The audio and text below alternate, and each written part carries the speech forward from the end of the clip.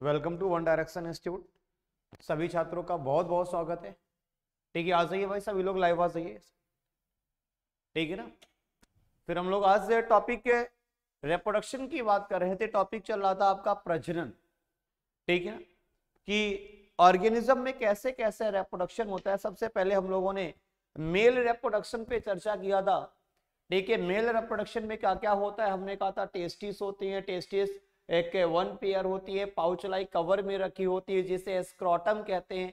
और टेस्टिस का जो टेम्परेचर होता है, बॉडी के टेम्परेचर से 2 से 2.5 डिग्री सेंटीग्रेड क्या होता है, कम होता है। किसका टेम्परेचर? टेस्टिस का टेम्परेचर। ठीक है ना, ये सारी चीजें पढ़ी थी हम लोगों ने। बल्बो यूरेथ्रल ग्लैंड्स होती है, वन पेयर होती है। ठीक है ना, इन ग्लैंड का फंक्शन क्या होता है, ये पीएच मान को बदलता है। जब यूरिन का फॉर्मेशन होगा तब स्पर्म नहीं निकलेगा, और जब स्पर्म का फॉर्मेशन होगा तब यूरिन नहीं निकलेगा।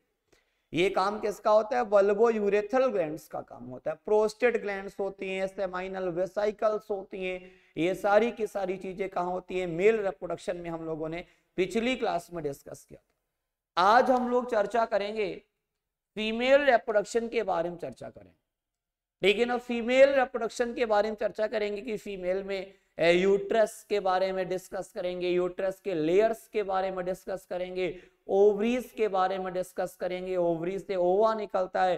ठीक है, ये सारी कहानी आज हम लोग चर्चा करेंगे। फीमेल रिप्रोडक्शन ऑर्गेनिज्म में क्या क्या होता है, इन सब चीजों की कहानी हम लोग आज डिस्कस करने जा रहे हैं। तो देखिए, आज का जो हमारा है फीमेल रिप्रोडक्शन में क्या क्या पढ़ेंगे। सबसे पहले देखिए, आपका ये डायग्राम बना हुआ है। ठीक है ना, ये आपका है फीमेल रिप्रोडक्टिव सिस्टम।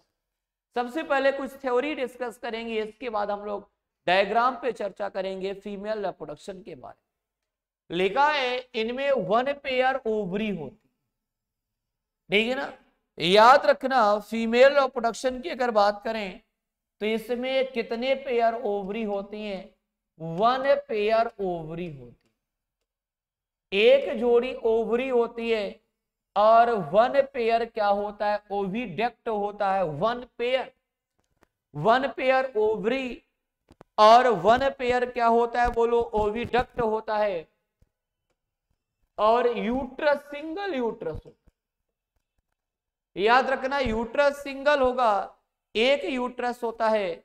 इसके बाद क्या होगा? सर्विक्स होता है, वेजाइना होता है, और एक्सटर्नल जेनाइटेलिया शामिल है, और एक्सटर्नल जेनाइटल ऑर्गन्स होते हैं। ये सारे के सारे कहां होते हैं? बोलो, फीमेल रिप्रोडक्शन में होते हैं, मादा जनन क्षेत्र में। फीमेल रिप्रोडक्टिव ऑर्गन्स में होती है सारी चीजें। मतलब क्या होगा? वन पेयर ओवरी होगी, ओवरी वन पेयर होती है।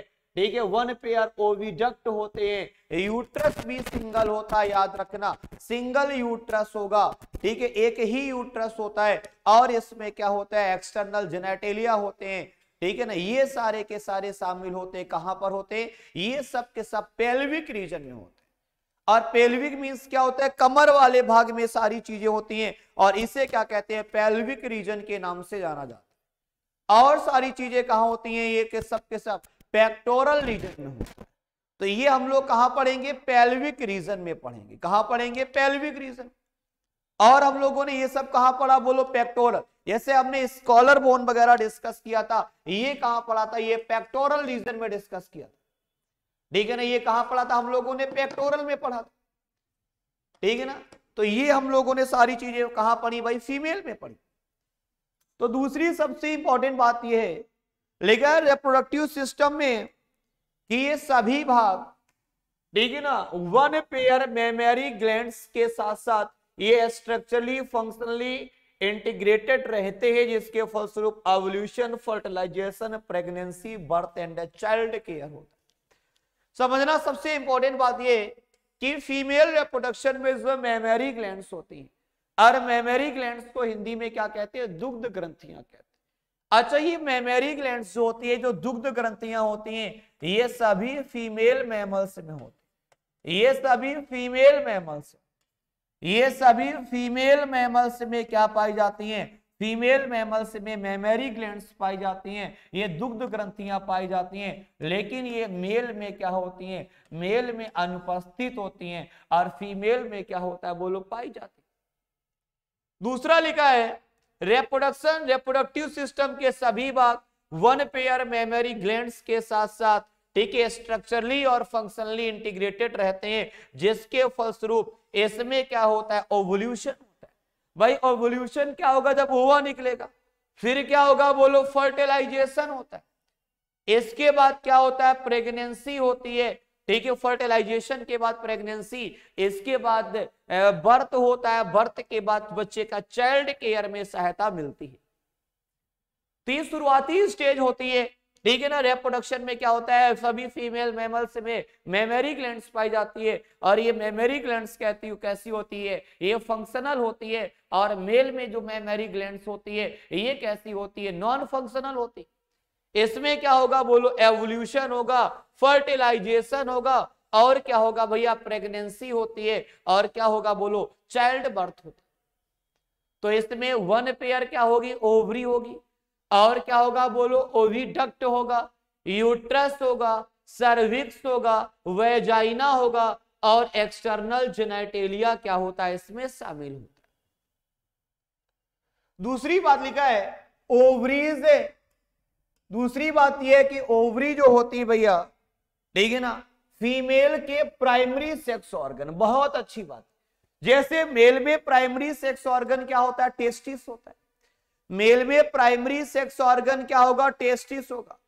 अगर ये फीमेल की बात करें तो फीमेल में जो प्राइमरी सेक्स ऑर्गन होता है वो प्राइमरी सेक्स ऑर्गन क्या होता है बोलो, ओवरी। ओवरी फीमेल के प्राइमरी सेक्स ऑर्गन है जो फीमेल गैमीट, ओवम तथा कई स्टेरॉइड हार्मोन्स, ओवेरियन हार्मोन्स को प्रोड्यूस करने में मदद करते हैं। तो याद रखना भैया, ये जो स्टेरॉइड हार्मोन होते हैं फीमेल में होते हैं, लेकिन फीमेल गैमीट में ओवम तथा कई स्टेरॉइड हार्मोन होते हैं, ये ओवेरियन हार्मोन्स को प्रोड्यूस करते हैं। लेकिन लोअर एब्डोमेन के दोनों ओर एक एक ओवरी पाई जाती, एब्डोमेन नीचे वाले भाग।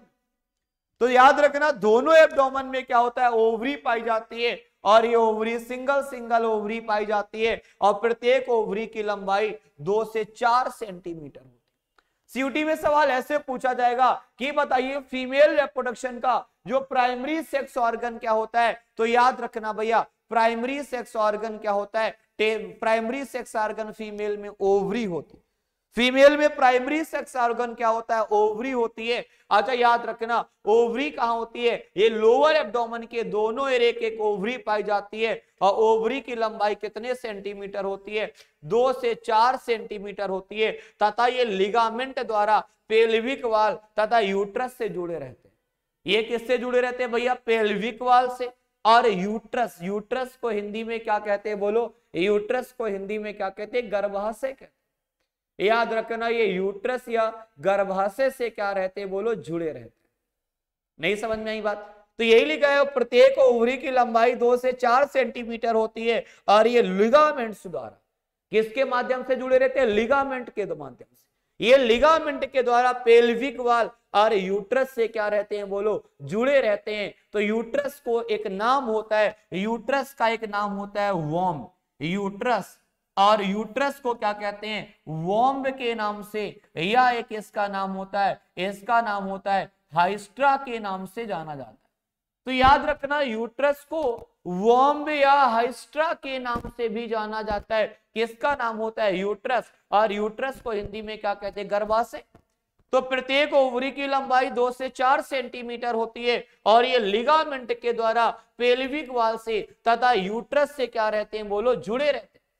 लेकिन प्रत्येक ओवरी एक थिन एपिथेलियल से ढकी रहती है। जो प्रत्येक ओवरी होती है एक पतली, थिन मींस पतली एपिथेलियम से ढकी रहती है, जिसे ओवेरियन स्ट्रोमा या इनको इनक्लोज करती है।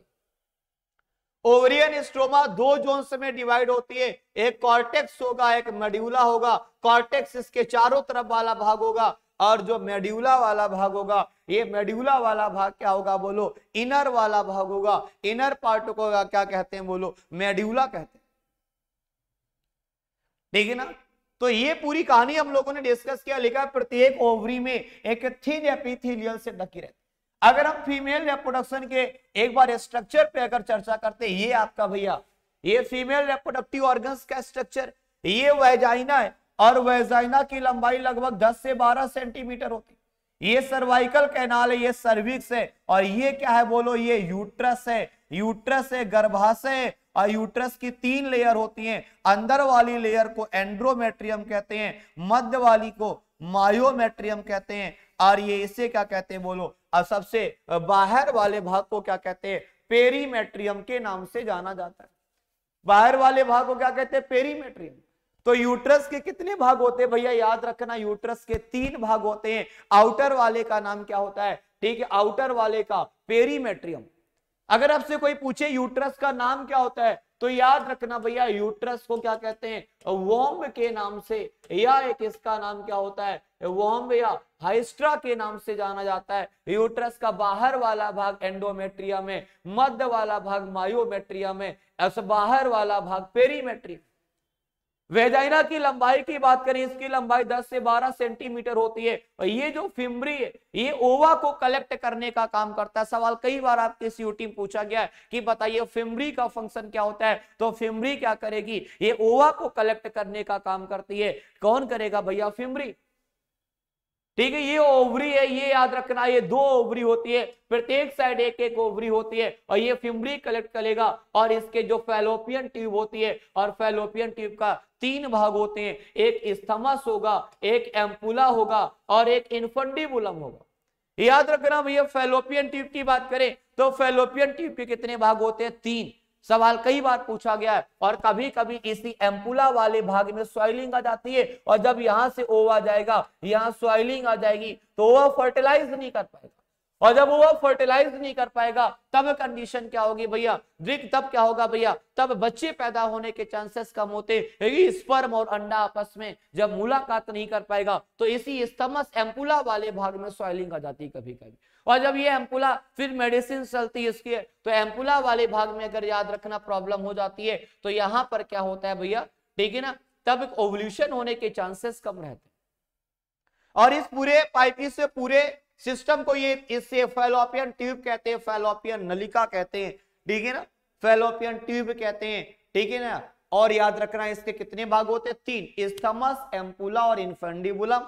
सबसे वाइडर वाला भाग कौन होगा भैया, ये होगा, ठीक है ना, इन्फेंडिबुलम। मध्य वाला एम्पुला, और सबसे बाहर क्या होता है बोलो, ये इस्थमस होता है। तो 3 पार्ट होंगे। और यूट्रस को क्या कहते हैं, वॉम्ब या हाइस्ट्रा कहते हैं। यूट्रस के 3 भाग होते हैं, एक एंडोमेट्रियम होगा, एक मायोमेट्रियम होगा, एक पेरीमेट्रियम होगा। ये किसके भाग होते हैं, यूट्रस के। वेजाइना की बात करें, वेजाइना की लंबाई कितने सेंटीमीटर होती है बोलो, 10 से 12 सेंटीमीटर वेजाइना की लंबाई होती है। ये यूटेराइन फंडस है, और ये क्या है भैया, ये यूट्राइन कैविटी है। और याद रखना, जब मेंस्ट्रुअल साइकिल आती है, इसी में गंदा ब्लड स्टोर होता है, और जैसे मंथ कंप्लीट होता है, और यही यूट्रस से गंदा ब्लड यही शरीर से, बॉडी से क्या निकल जाता है बोलो, बाहर निकल जाता है।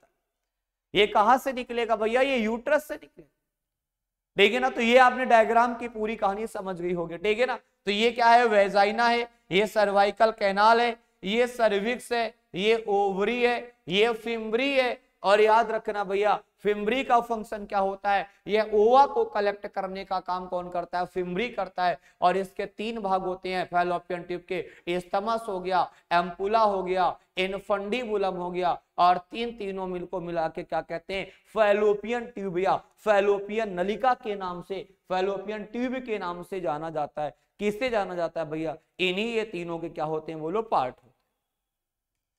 तो उम्मीद है कि ये कहानी आप डायग्राम के माध्यम से सारी चीजें समझ चुके होंगे भैया, ठीक है। आगे अगर हम लोग चर्चा करते हैं, देखिए जरा, ये सारी चीजें हम लोगों ने डायग्राम में पढ़ लिया, जिससे चीजें आसान लगने लगती।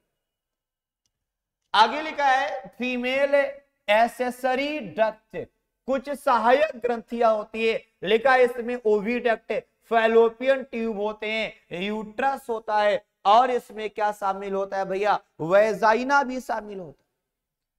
इसमें क्या शामिल होता है, वेजाइना। तो याद रखना, इसमें ओविडक्ट, फैलोपियन ट्यूब तथा यूट्रस, वेजाइना शामिल है। और लिखा प्रत्येक फैलोपियन ट्यूब की लंबाई 10 से 12 सेंटीमीटर। बहुत इंपॉर्टेंट क्वेश्चन। क्वेश्चन ऐसे आएगा फैलोपियन ट्यूब की लंबाई कितनी होती है, तो याद रखना इसकी लंबाई 10 से 12 सेंटीमीटर इसकी लेंथ होती है, ठीक है ना। और प्रत्येक ओवरी के पेरीफेरिक से चलकर यह यूट्रस तक चली जाती है। कहां तक जाती है? यूट्रस से।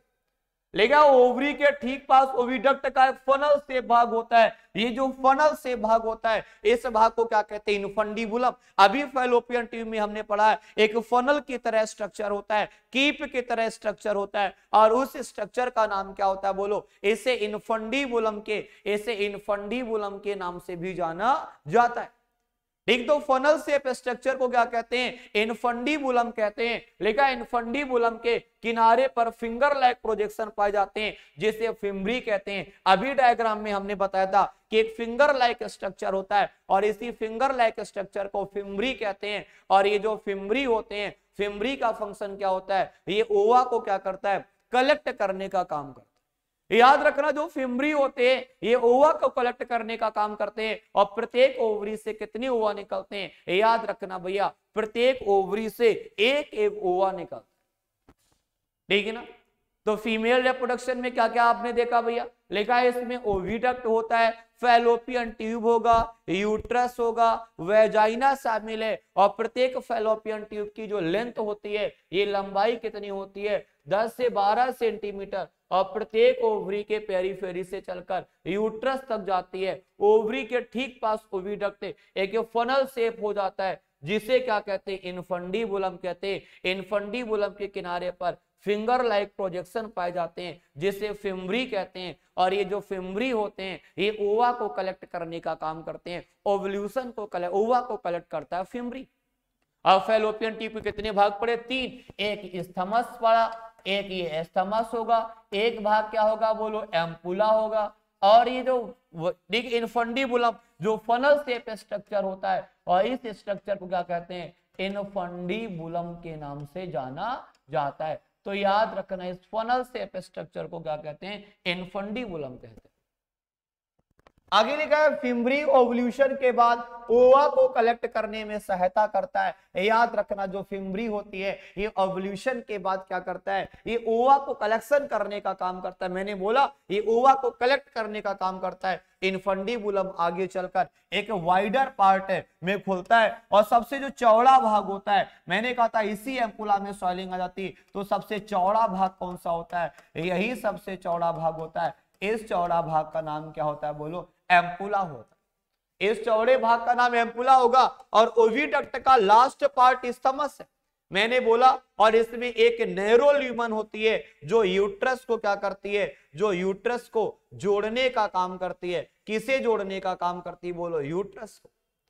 ठीक, तो याद रखना ओविडक्ट का लास्ट पार्ट क्या होता है? लास्ट पार्ट स्थमस होता है। इसमें एक नैरो ल्यूमन होती है और जो कहां जोड़ती है? यह यूट्रस को जोड़ती है। और यूट्रस को क्या कहते हैं? वॉम्ब या हाइस्ट्रा के नाम से भी जाना जाता है। याद रखना यूट्रस को क्या कहते हैं? वॉम्ब या हाइस्ट्रा के नाम से जाना जाता है।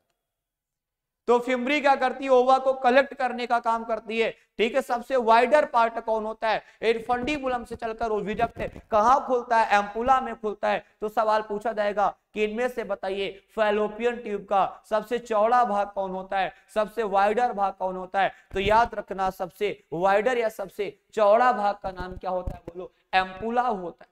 ये सबसे वाइडेस्ट, ये सबसे क्या होता है? वाइडर पार्ट होता है, सबसे चौड़ा भाग होता है। आगे लिखा है, ठीक है ना। ये आपने आज क्या पढ़ा? ये फीमेल रिप्रोडक्शन के बारे में पढ़ा। एक बार पूरा ना फिर दोबारा जरा समझ लीजिए फीमेल रिप्रोडक्शन के बारे में। सबसे पहले ये डायग्राम आपके सामने, ये फीमेल रिप्रोडक्शन का। एक बार इस डायग्राम, ये सीयूटी में डायग्राम की नेमिंग बहुत पूछी जाती है। सवाल ऐसे बने, वो कहेगा आप बताइए इसमें नेमिंग करना है। तो याद रखना स्थमस ये होगा, ये फैलोपियन ट्यूब का भाग स्थमस है। ये क्या है? बोलो, मध्य वाला भाग क्या? एम्पुला है। और ये वाला भाग क्या? बोलो, ये इनफंडीबुलम है। और ये तीनों मिलके क्या बनाता है? एक फैलोपियन ट्यूब बनाता है। और हमने कहा था महिलाओं की नसबंदी को क्या कहते हैं? इसे वैसेक्टोमी के नाम से जाना जाता है। फीमेल की नसबंदी को वैसेक्टोमी कहते हैं, लेकिन यहाँ पे फैलोपियन ट्यूब को काटा जाता है। अब जब फैलोपियन ट्यूब को कट करेंगे ओवा नहीं बनेगा, और ओवा नहीं बनेगा भैया, और इसको क्या कहते हैं, ट्यूबेक्टोमी के नाम से भी जाना जाता है। ये है आपका ओवरी है, और ओवरी से क्या करेगा, ओवा निकलेगा, और ये फिम्बरी जो होता है ये ओवा को कलेक्ट करने का काम करता है। ये वेजाइना है, लंबाई ये होती है, ये इसकी सर्विक्स है, ये पेरीमेट्रियम है। यूट्रस के 3 भाग होते हैं, इनर वाला भाग एंडोमेट्रियम, मध्य वाला भाग मायोमेट्रियम, और एक भाग क्या होता है बोलो, पेरीमेट्रियम होता है। 3 भाग होते हैं, ये यूरिनरी कैविटी होता है, ये यूट्राइन फंडस होता है, और ये यूट्रस होता है। अगर आपसे कोई पूछे यूट्रस का शेप कैसा होता है, तो इन्वर्टेड पियर होता है। ये भी सवाल आपके एग्जाम में पूछा गया कि यूट्रस का आकार कैसा होता है, तो यूट्रस का आकार कैसा होता है, उल्टी नाशपाती की तरह, उल्टा नाशपाती की तरह क्या होता है, यूट्रस का क्या होता है भैया, शेप होता है, यूट्रस का आकार होता है। कैसा होगा बोलो, इन्वर्टेड पियर होगा, और इन्वर्टेड पियर का मतलब क्या होता है, उल्टी नाशपाती की तरह इसका क्या होता है बोलो, स्ट्रक्चर होता है। इसका उल्टी नाशपाती की तरह क्या होता है बोलो, आकार होता है। किसका आकार होता है बोलो, यूट्रस का आकार होता है। ठीक है ना, तो ये बात आपको समझ में आ गई। डायग्राम बहुत इंपॉर्टेंट है। ये फिम्बरी है, और ये फिम्बरी का फंक्शन क्या होता है, ये ओवा को कलेक्ट करने का काम करता है। ओवल्यूशन, ओवा को कलेक्ट करेगा तभी ओवा यहां से यहां जाएगा, और यहां से शुक्राणु आएगा, और यहीं पे दोनों आपस में मुलाकात करते हैं, और यही इसी फैलोपियन ट्यूब में ही फर्टिलाइजेशन होता है। याद रखना, बेबी का जो फर्टिलाइजेशन होता है, भ्रूण का जो बनता है, तो फर्टिलाइजेशन फैलोपियन नलिका में होता है, और यही जगह फैलोपियन ट्यूब में फर्टिलाइजेशन होने के बाद ये धीरे धीरे कहाँ आता है, यही फिर बच्चा यूट्रस में आ जाता है। और इसी में क्या होता है भैया, यूट्रस पहले से प्रिपेयर होने लगता है, यूट्रस पहले से तैयारी करने लगता है। ठीक, तो ये सारी कहानी हम लोगों ने कहाँ पढ़ी, ये यूट्रस में पढ़ी। ठीक है, ठीक है, ये सवाल याद रखना। क्वेश्चन ऐसे आएगा कि बताइए इनफंडिबुलम, ये फनल शेप स्ट्रक्चर होता है, फनल का मतलब होता है ये कीप की तरह होता है। और याद रखना सवाल ऐसे आएगा कि बताइए, सवाल ये पूछा गया है कि इनमें से बताइए, ठीक है, सबसे चौड़ा भाग कौन होता है, तो एम्पुला जो होगा, एम्पुला जो होगा भैया ये सबसे चौड़ा भाग होगा, ये सबसे वाइडर पार्ट होगा। सबसे चौड़ा भाग कौन होगा बोलो, एम्पुला होगा। क्या होगा बोलो, एम्पुला होगा। ठीक है, ये सबसे वाइडेस्ट पार्ट होता है, ये सबसे चौड़ा भाग होता है, और इस चौड़े भाग का नाम क्या होता है बोलो, एम्पुला होता है। ठीक है ना, ये यूटेराइन कैविटी हो गया, ये यूटेराइन फंडस हो गया, ये क्या हो गया, यूटेराइन कैविटी। इसके 3 भाग होते हैं, एंडोमेट्रियम, मायोमेट्रियम, और क्या होता है बोलो, पेरीमेट्रियम होता है। एंडोमेट्रियम, मायोमेट्रियम, और क्या होगा बोलो, पेरीमेट्रियम भाग होता है। नहीं समझ में आई बात, ठीक है ना। इसके बाद जरा देख लेना दोबारा फिर से एक बार, लिखा है 1 पेयर फीमेल में कितनी जोड़ी ओवरी होती है। आपने देखा ये डायग्राम में, एक ओवरी ये, एक ओवरी ए हो गई, तो कितनी जोड़ी ओवरी हो गई भैया, 1 पेयर ओवरी हो गई। फिर लिखा है 1 पेयर ओविडक्ट होता है, ओविडक्ट आप देख लीजिए भैया, ठीक है ना। इसमें क्या होता है, ये यूट्राइन कैविटी होता है, ओविडक्ट कितने पेयर होती है, 1 पेयर आपका ओविडक्ट हो गया। ठीक, इसके बाद अगर हम बात करें, ठीक है, यूट्रस एक ही होता है, सर्विक्स एक ही है, वेजाइना एक ही है, तथा इसमें क्या होते हैं, एक्सटर्नल जेनेटेलिया भी शामिल होते हैं। लिखा इसमें, अच्छा ये सारी चीजें कहां होती है भैया, ये सारी की सारी चीजें ये पेल्विक रीजन में होती। मैंने कहा था ऊपर वाले भाग को पेक्टोरल गर्डल कहते हैं, और नीचे वाले भाग को पेल्विक रीजन कहते हैं। याद रखना, ऊपर वाले भाग को क्या कहते हैं, पेक्टोरल गर्डल। ठीक है, लिखा है रिप्रोडक्टिव सिस्टम के सभी भाग में, जो सभी में क्या होता है, 1 पेयर मेमरी ग्लैंड्स पाई जाती हैं। याद रखना भैया, सभी फीमेल में क्या होती है, मेमरी ग्लैंड्स पाई जाती हैं, और मेमरी ग्लैंड्स का मतलब होता है दुग्ध ग्रंथियां पाई जाती हैं। और ये सभी फीमेल मैमल्स में क्या होती हैं, मेमरी ग्लैंड्स फंक्शनल होती है, और ये इसके साथ साथ ये फंक्शनल इंटीग्रेटेड भी रहते हैं, जिसके फलस्वरूप ovulation, fertilisation, pregnancy, birth, then इसके बाद क्या होगा भैया, ठीक है ना, चाइल्ड केयर होता है।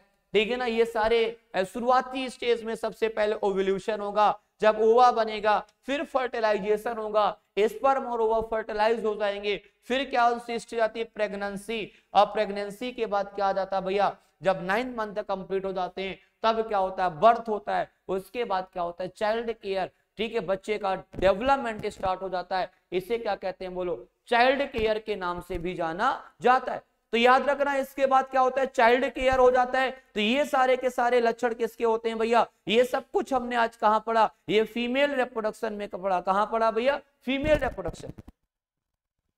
इसके बाद हम लोगों ने पढ़ेंगे प्रत्येक ओवरी में थिन एपिथेलियम से ढकी रहती लेयर जो ओवेरियन स्ट्रोमा को इनक्लोज करती है। ओवेरियन स्ट्रोमा के 2 जोन में डिवाइड रहता है, एक कॉर्टेक्स होगा और एक भाग क्या होता है बोलो, मेड्यूला वाला भाग होता है। लिखा है मेल एसेसरी डक्ट की बात करते हैं, इसमें ओविडक्ट होता है, फैलोपियन ट्यूब होता है, यूट्रस होगा, वेजाइना शामिल होता है। याद रखना इतनी चीजें शामिल होती हैं और प्रत्येक फैलोपियन ट्यूब की लंबाई 10 से 12 सेंटीमीटर होती है जो प्रत्येक ओवरी के पेरीफेरी से चलकर यूट्रस तक जाती है। और ओवरी से ओविडक्ट का भाग एक फनल शेप स्ट्रक्चर होता है और जिसे क्या कहते हैं, इनफंडीबुलम के नाम से जाना जाता है। इनफंडीबुलम के किनारों पर एक फिंगर लाइक प्रोजेक्शन होता है जिसे फिम्ब्री कहते हैं। और सवाल पूछा गया है कि फिम्ब्री का फंक्शन क्या होता है, तो याद रखना फिम्ब्री क्या करता है, ओवा को कलेक्ट करने का काम कौन करता है, फिम्ब्री करती है।